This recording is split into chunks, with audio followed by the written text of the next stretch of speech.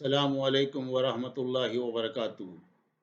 نحمدہ و نصلی علی رسول الکریم، اما بعد۔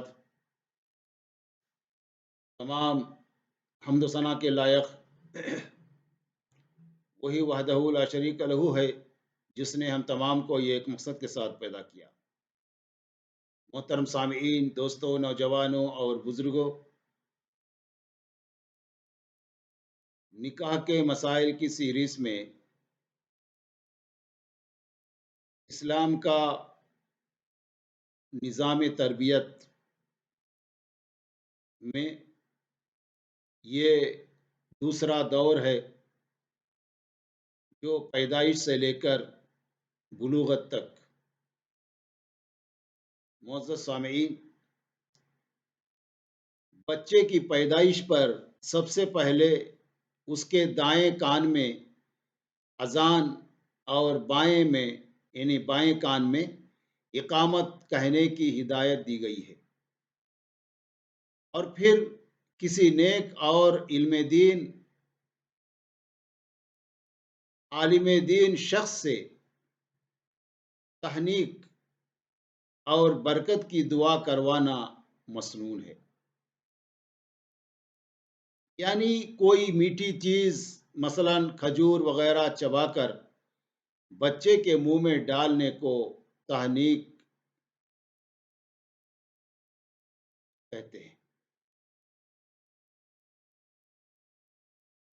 7ویں روز بچے کی طرف سے اللہ کے نام پر جانور ذبح کرنا، عقیقہ کرنا اور اچھا نام رکھنا مسنون ہے۔ یعنی ماہر نفسیات کے نزدیک اچھے نام انسان کی شخصیت اور کردار پر بڑے گہرے اثرات ڈالتے ہیں۔ آپ صلی اللہ علیہ وسلم کا ارشاد مبارک ہے، اللہ تعالیٰ کے نزدیک سب سے زیادہ پسندیدہ نام عبداللہ اور عبد الرحمن ہے۔ مسلم۔ معزز سامعین، یہ سارے اقدام بچے کو ایک پاکیزہ، باسعادت اور صالح زندگی عطا کرنے میں اہم کردار ادا کرتے ہیں۔ ارشاد نبوی صلی اللہ علیہ وسلم ہے، جب بچہ 7 برس کا ہو جائے تو اسے نماز پڑھنے کا حکم دو، اور 10 سال کی عمر میں نماز نہ پڑھے تو اسے مار کر نماز پڑھاؤ، اور ان کے سونے کی جگہ یعنی بستر یا کمرہ الگ الگ کر دو۔ بخاری۔ غور فرمائیے، رسول اکرم صلی اللہ علیہ وسلم کے اس ایک مختصر سے حکم میں بچے کی تربیت کے کتنے اہم نکات شامل ہیں۔ نماز پڑھنے سے پہلے بچے کو رفع حاجت، غسل اور وضو کی ابتدائی باتیں بتائی جائیں گی۔ کپڑوں کی پاکیزگی اور پاک جگہ کا تصور دیا جائے گا۔ مسجد اور مصلی کا تعارف کروایا جائے گا۔ امامت اور جماعت کی تعلیم دی جائے گی۔ ان ساری باتوں سے قدرتی طور پر بچے کے اندر صاف ستھری اور نظم و ضبط والی زندگی بسر کرنے کا شعور پیدا ہو جائے گا۔ معزز سامعین،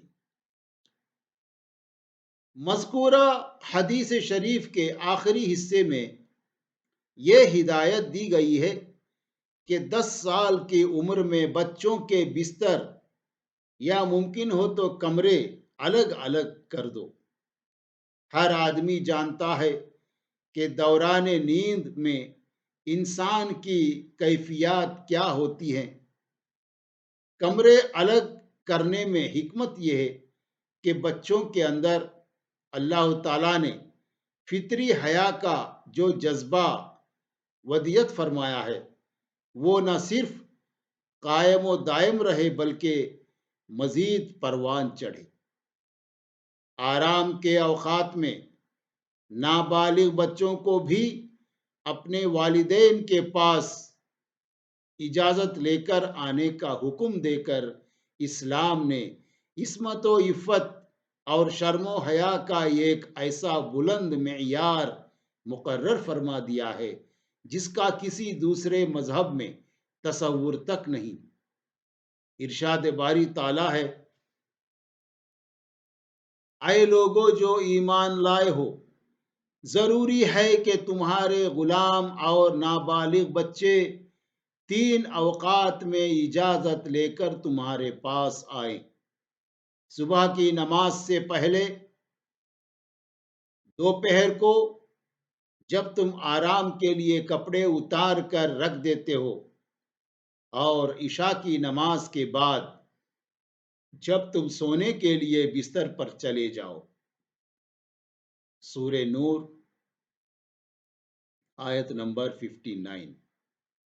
معزز سامعین، بلوغت کی عمر سے پہلے یہ تمام احکام بچے کے اندر صنفی جذبات پیدا ہونے کے مواقع کم سے کم کر دیتے ہیں، اور بچہ قدرتی طور پر ایک پاکیزہ صاف ستھرے ماحول کا عادی بن جاتا ہے۔ معزز سامعین، اس لیے ہم تمام کو چاہیے کہ ہم بچوں کی تربیت کتاب و سنت کی روشنی میں کریں۔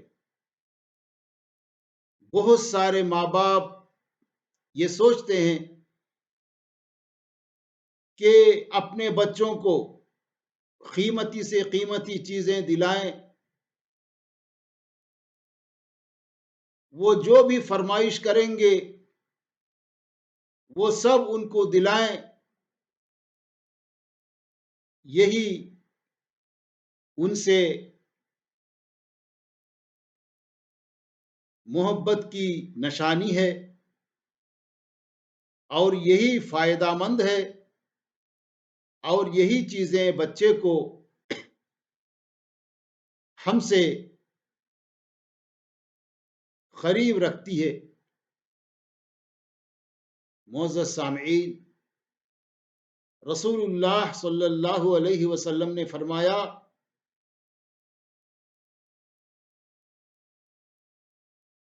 ماں باپ اپنے بچوں کو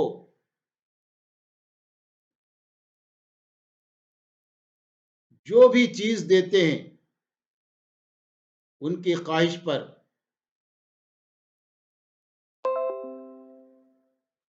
ان تمام چیزوں میں سب سے اہم چیز دینی تعلیم ہے، اچھی تعلیم ہے، کتاب و سنت کی تعلیم ہے۔ کتنے ماں باپ ایسے ہیں جو اپنے بچوں کے لیے اپنا مال پانی کی طرح خرچ کرتے ہیں، ان کی فرمائش پر ایسی ایسی چیزیں دلاتے ہیں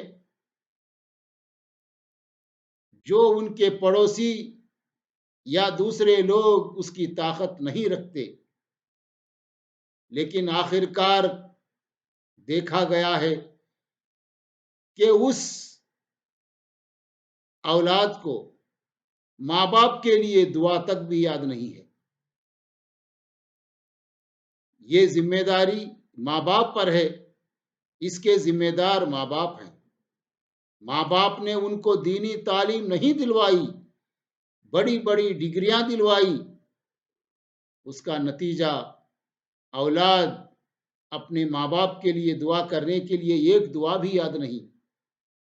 دینی چیز، دینی تعلیم میں سے کوئی بھی ان کو یاد نہیں رہتی۔ اس لیے رسول اللہ صلی اللہ علیہ وسلم نے فرمایا، اپنے بچوں کو جب وہ 7 سال کے ہو جائیں تو ان کو نماز کی عادت کرو، جب 10 سال کے ہو جائیں تو ان کو ڈانٹو، مار سکتے ہو، اور ان کے بستر الگ کر دو۔ یعنی ماں باپ اپنی اولاد کو دینے کی جو سب سے پہلی چیز ہے وہ دینی تعلیم، اسلامی تعلیم، قرآن اور سنت کی تعلیم۔ اللہ تعالیٰ سے دعا ہے کہ اللہ تعالیٰ ہم تمام کو اپنی اولاد کو دینی تعلیم دینے کی توفیق عطا فرمائے۔ اللہ تعالیٰ ہم تمام کو شرک و بدعات سے دور رہتے ہوئے زندگی گزارنے کی توفیق عطا فرمائے، آمین۔ وآخر دعوانا ان الحمد للہ رب العالمین۔ السلام علیکم ورحمۃ اللہ وبرکاتہ۔